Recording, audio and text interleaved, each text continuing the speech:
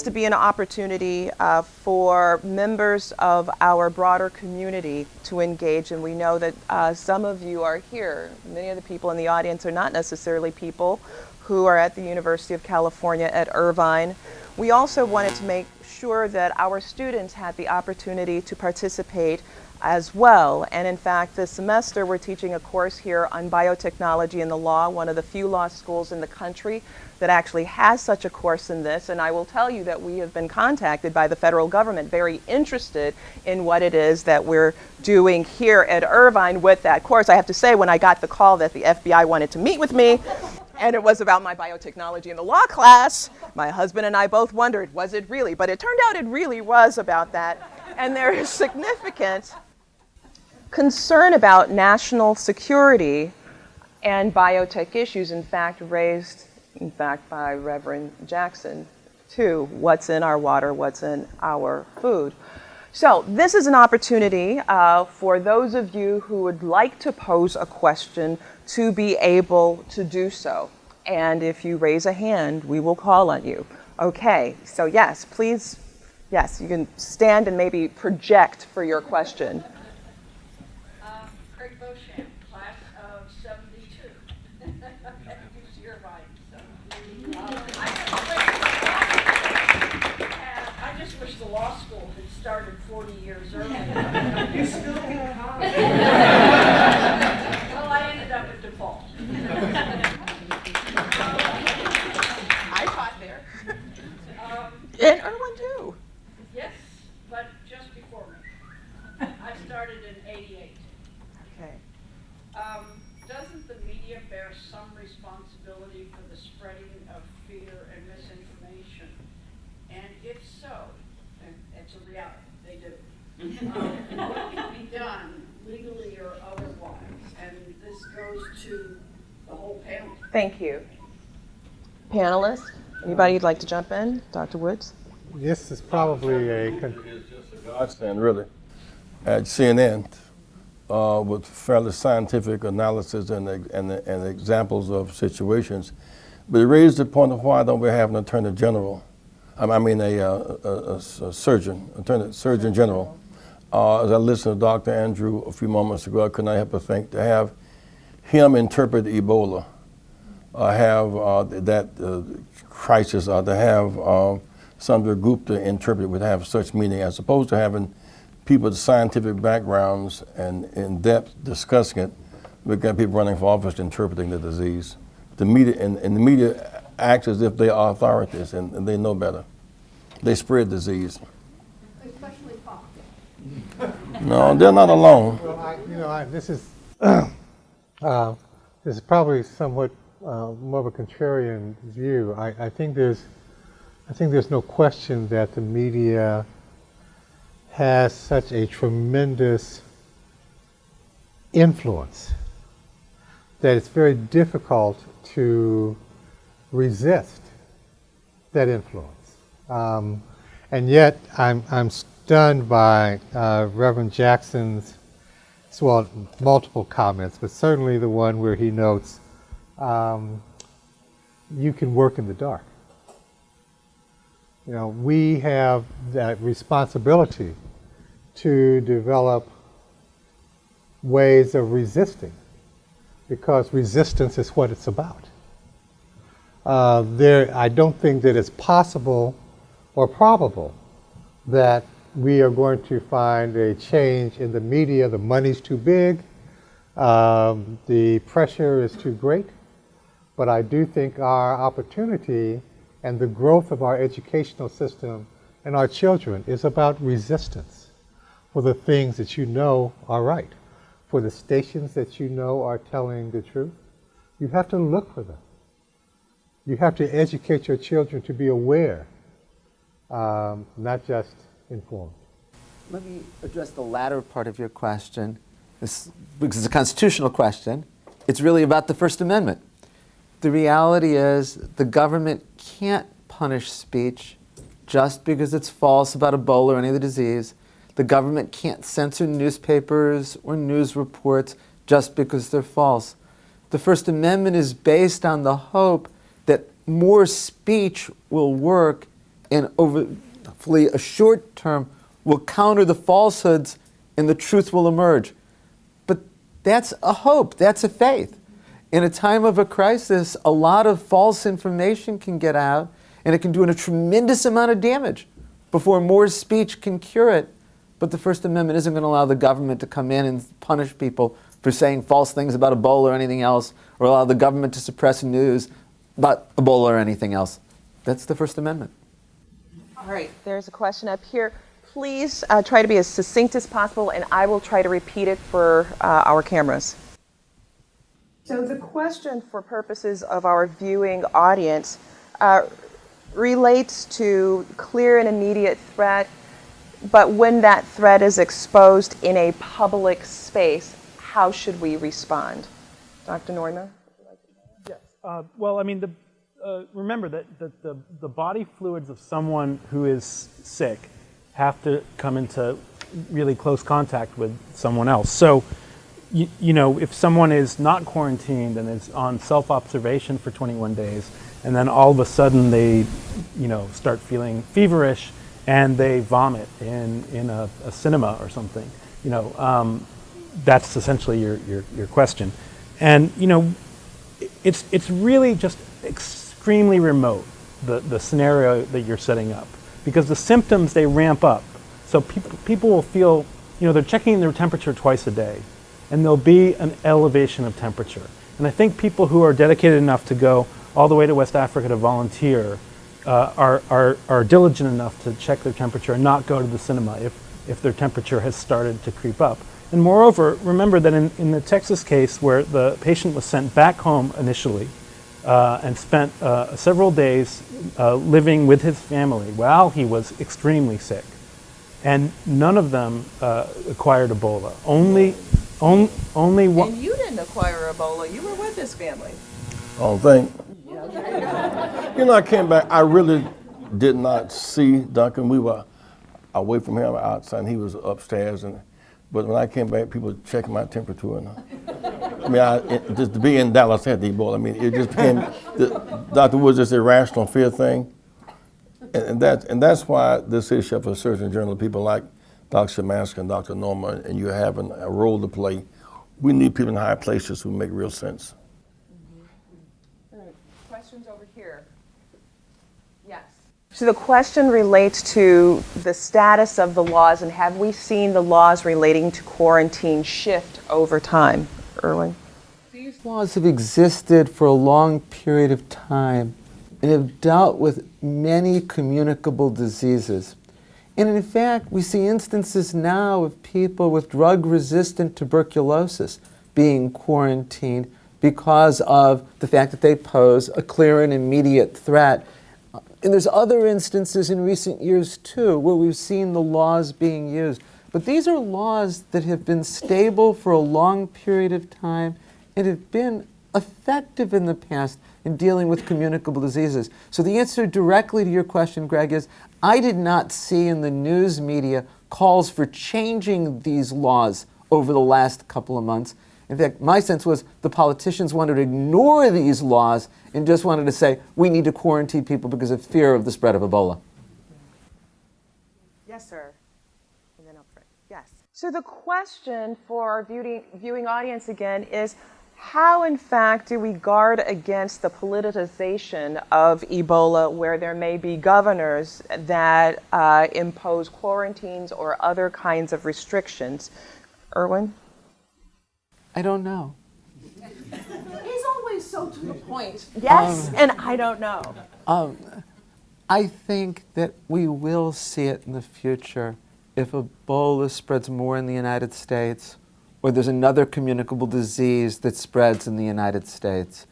It may be, like in this instance, for political gain, but it may also be for some politicians out of their own belief of protecting the health of their citizenry. And maybe Governor LePage had that as a motive as well, and I'm being unfair by saying it was for a political motive. But I don't know how to stop politicians from trying to use their powers inappropriately to take away civil liberties, including in this area. That's why I think we're going to often need the courts to stand up to the politicians. And I was thankful here that the judge in Maine did so. But the answer to your question, how can we prevent politicians from doing some of the things that are true? I just don't know how we could do that. You know, the other thing powerful in political campaigns than money is fear, selling fear tickets. I mean, fear works. That's why politicians oftentimes become masters at spreading fear as opposed to spreading hope. And we cannot ultimately depend just upon those politicians or those judges, but you and me. What has purified the stream when the hogs were in the water was when we the people stood up and fought back. The slave masters never changed their mind about slavery, neither party. The abolitionists were not a member of either of the parties. When we the people becomes the right to fight for the right is the ultimate. The politicians never changed their mind about women's right to vote. Women changed their minds about that. The corporate elite never changed their minds about workers' right to organize. Workers had to change their minds about that. The Civil Rights Acts of the 60s was not because the Southerners changed their minds, but we the people. And I would urge us, I was saying to a group of students that just after Trayvon Martin was, his killer was set free, they said, we're going, and they were in big numbers outside for, prosecute. I said, it's time to shift from pain to power and less registering votes. One said, the hell with voting, we're going to get on down. I said, I understand getting down, but would you like to be on the jury to vote against Zimmerman? He said, sure, you're right. Only those who are registered conservative on juries. He said, oh. It didn't occur to him that he had the power to determine juries and elect judges and elect politicians. And so it's sitting back waiting for the judge to come to our rescue like Santa Claus. Santa Claus is not real, neither is the judge, unless we the people move. We must, if you want student loan debt reduction or student loan debt forgiveness, you got to march for it. It's rational. Student loan debt forgiveness would be the best stimulus in America to stop the boomerang generation. But if you keep paying high prices and leaving a guaranteed debt without a guaranteed job, as long as you take that bait, they're gonna sock it to you. Y'all got that? As long as you take that violence, they're gonna sock it to you. You know, this is really a tangential comment, but I just felt the need to throw it out, and that is, you know, we talk about our political circumstances, and often they are very difficult to transform. But there's another part of this Ebola story, and really often is a part of when you look at medical diseases, and that is, how do we approach the pharmaceutical companies who theoretically are not part of the government, to in fact respond in a manner that would give people more confidence. One of the issues that came up here was that we've known about this since 1976. You know, there are multiple things that could have been done, multiple treatments, multiple approaches that could have been raised to develop vaccines and drugs that would have been useful, could have stepped into the breach when this in fact became an issue. But that didn't happen because those folks that would get Ebola were not of value. Doc, how does one deal with it? And consistent with that, I've had for a long time had the gout, and for many years you could get like a colchicine for like 50 cents or something. Colchicine is now like $7 a pill. It's far beyond people's capacity to handle colchicine and indomethacin, and the same pill that was like $1 is now like $7. The same pill you can get across the border in Canada, you can't get across the border in Maine or Michigan. Well, like I said, I don't want to get tangential, but it's close to my heart. And one of the things that we don't hear about, of course, is that the United States is the only country in the developed world that does not require risk-benefit analysis on their medications. And so the insurance companies often are paying the same thing that we are paying, even though they may be ordering millions of doses of these drugs. And we get drugs here in the United States that have not gone through the rigorous scrutiny of, countries like England or Italy. We still use Aricept in dementia, but most of the studies have shown that it's not an effective drug. One of the points that we could drill down to, and that happens to be the economics of this issue, and that really hasn't been sufficiently addressed, one could say, in the media, the way in which there's a real economic cost that's associated with the countries where Ebola is most seen. The economic impact there is really quite profound. And the issue that you all picked up on is this one about why is it that we don't yet have the serums developed that in fact could treat Ebola? Why is that when in fact for almost 40 years it is that we've known about this particular disease? Does that have something to do with the very nature of what this forum is about? They had a problem, but then the wind blew. Yes. And now, as we know, it would take weeks, if not months, to get the treatments developed that, in fact, have been quite successful. We need to develop a vaccine against Ebola, but we also need to strengthen health systems in Africa, because the next outbreak could be Marburg or some virus that is, as of this day, unknown to science. The first, what we call index case, the first case of Ebola is believed to have occurred in this outbreak in late December 2013 in Guinea. And it wasn't really recognized as human-to-human transmission until March. That is outrageous. We need to do a better job at strengthening health systems in developing countries, and that would have helped us really get the upper hand on the epidemic sooner. And how much of that, again, is a kind of them versus us, right? And we think about something like malaria, and again, it's a them versus us when malaria kills so many people each year. There's a hand right here. Okay, the question is, how can we use this as an opportunity to interrogate U.S. exceptionalism? Was it an exceptionalism or a delusion? A mass delusion. A mass delusion.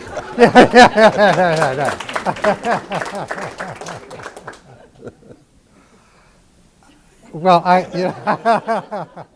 I think it is a mass delusion, and I think that how can I say this? I think that we are in many ways seeing the last flounderings of a dodo bird of culture, right? We are not thousands of miles away from people any longer, as the Reverend said. We all have, I'm sure this would have children that go places that we never thought about going, and do things that we never thought about doing. And the idea that we are exceptional, the idea that we are isolated, is no longer true. And in some ways, I think that is the fear. That is kind of their delusion, right?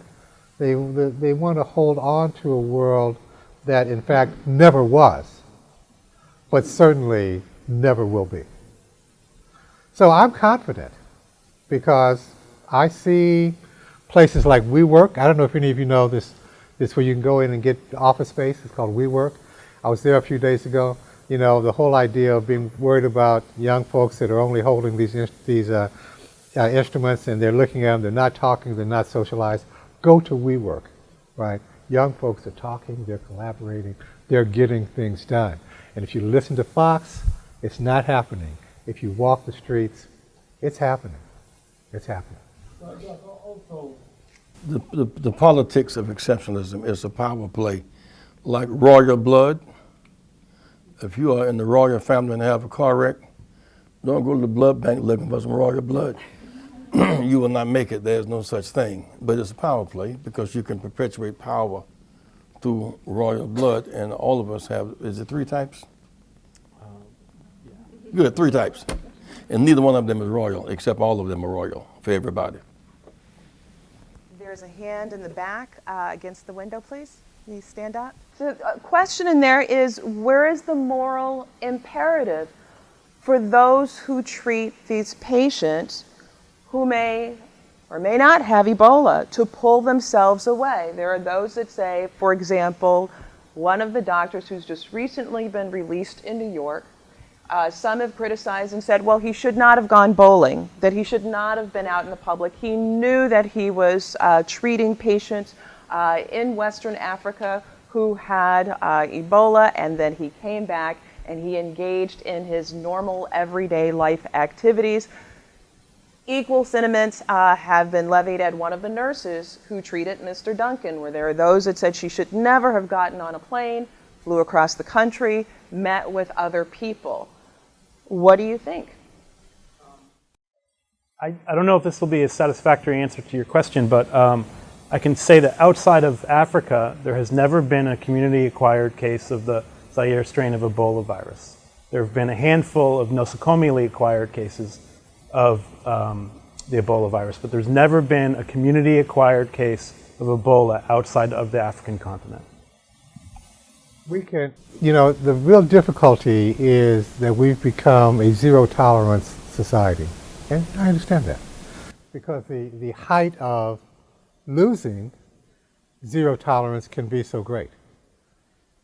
And yet a zero-tolerance society can never be consistent with medicine, because medicine is not zero tolerance.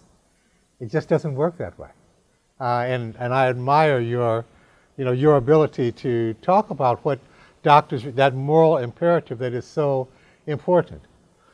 It's hard to go against that zero tolerance, to say, wait a minute, I'm doing everything right.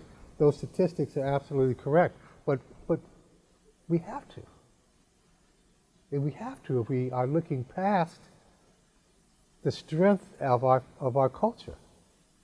We've got to be able to say, I've got to take that chance. Nothing happened. How do you handle those doctors who now say, I cannot afford to handle Medicaid patients, so unless we get Medicaid subsidized, you may have heart disease, you may have whatever, I can't afford it. And more, and part of what the Affordable Health Care Act did was to subsidize Medicaid. And it's being rejected. So doctors are again to make that decision that they're making. Well, they're having to make that decision because of in my opinion, the doctors are having to make that decision because there are so many other systems that are not working. The health insurance. I was flying to Boston last week, and there was a woman sitting next to me, and I guess I had my iPad down and it had my name on the back.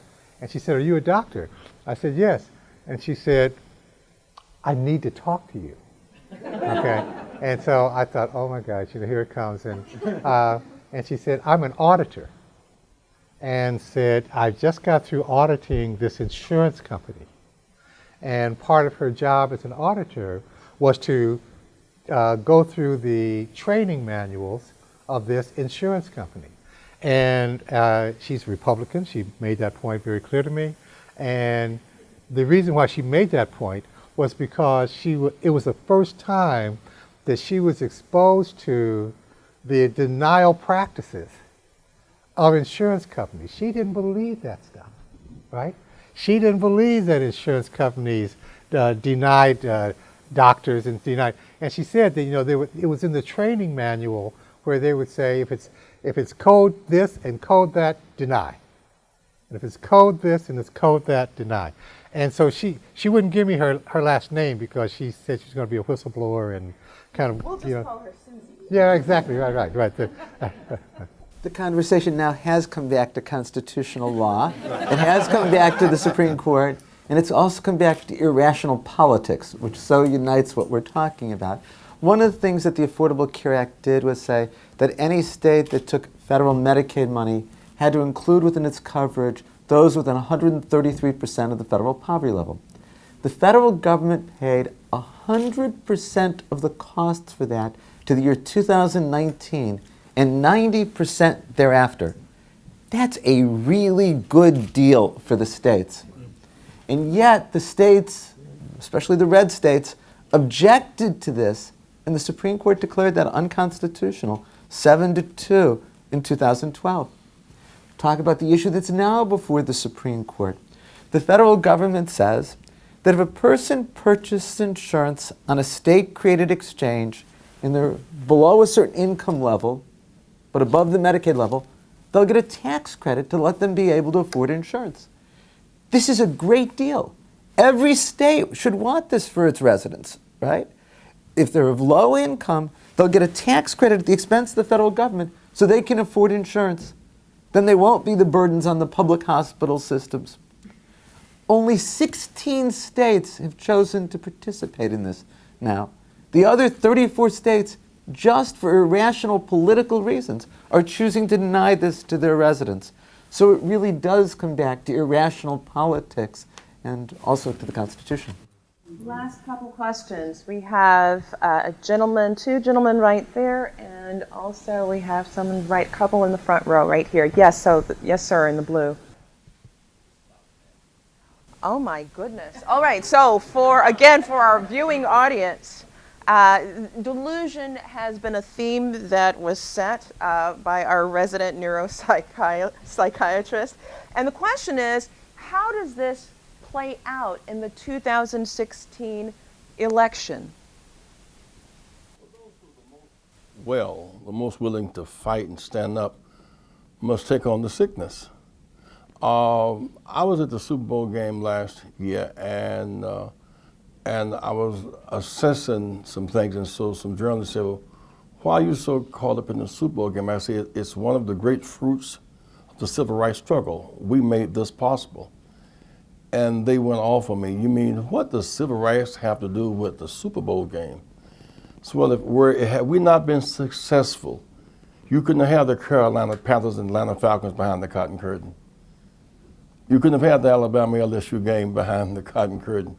You couldn't have had Boeing and Honda and Toyota and Kia behind the cotton curtain. Or you couldn't, the whole New South, because we, in fact, a relatively hand group of people who were quite sacrificial, pull those walls down, because that was just it. And the New South growth does not have on it the signature of one Southern governor or one Southern senator. It was, in fact, the rightness of our cause and the sacrifice that brought those walls down. And the irony in that is that those who've been the biggest beneficiaries of that struggle are now resisting it.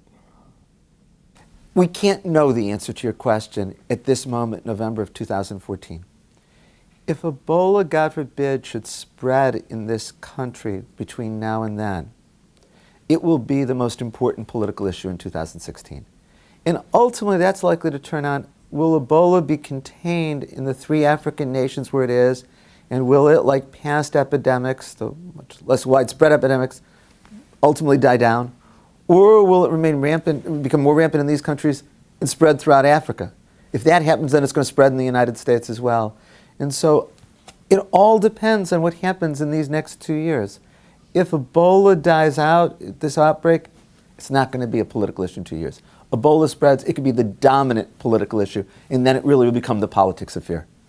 All right, 2 last questions, and then we will wrap up. You may be able to have the opportunity, as we're shifting out, to be able to speak one-on-one with our guests up here. So Mr. Campbell, and question up front, and we will close. A federalism question. So where is it best at the state level or at the federal level to address this kind of health crisis? And is it really a health crisis, which is a point that you made, Dr. Norma? Who would like to take that? I was looking to Erwin. The states' rights had the right to hold slavery. The federal government had to intervene to break it up. And they resent the federal even to this day. The states' rights maintain the power to control education, labor, health care, and wages. And that's why it's so difficult in the states where states' rights prevail. All that we enjoy today and think is forever, the 54th Supreme Court decision of the Civil Rights Acts, of women's rights, all of those laws are in fact one nation, lost as opposed to 13 colonies and the rest of us. And so clearly we must fight for what strikes me like, no, we missed it about Ferguson, is unless the federal government intervenes to make right the wrongs of the structure of Ferguson, which it is really a metaphor for abandoning urban America in the first place, it will not be solved town by town by town unless there's some commitment to bring about the just distribution of responsibilities and powers in those towns and jobs and healthcare and education. Even if we get the one guy indicted, one guy gone, or if he's not indicted and there's a rebellion of sorts, it'll be contained at the time that we need construction, not containment. Traditionally, public health, like most social services, has been dealt with at the state and local level. So healthcare provision, communicable disease management, policing, fire service, education, sanitation have been at the state and local level. And that's how we've dealt with prior epidemics. I think for many reasons we can be skeptical of that. Communicable diseases don't know state boundaries any more than they know international boundaries. And so national management makes more sense. Also, I have a lot more faith in this CDC, however many mistakes it may make, than I do with regard to state and local healthcare departments. I think under current law, the federal government already can step in if it chooses to do so. I think current law is adequate in that regard, but if we become convinced it's not, then I would like to see Congress give the federal government the authority to step in where it deems appropriate to deal with preventing the spread of communicable disease. We just have to see how that plays out. And our last question. And the question for our audience viewing this online, the U.S. serves as a model for many nations, developed and also those nations that are called first world, with air quotes around that. Is there any concern about the way in which this has been addressed here in the United States being replicated abroad? And ought we be concerned about that? If so. Well, I think that the concern abroad really goes back to Andrew's response in terms of, and he was absolutely right about this, and that is even more so than vaccines, even more so than quarantines, developing the infrastructure of these African countries. And that's what you really see. You really see that the infrastructure, particularly the laboratory infrastructure of those particular countries, were not supported in ways that they were in other countries. So I don't particularly see people responding in Italy or in Europe, in the ways that we have here.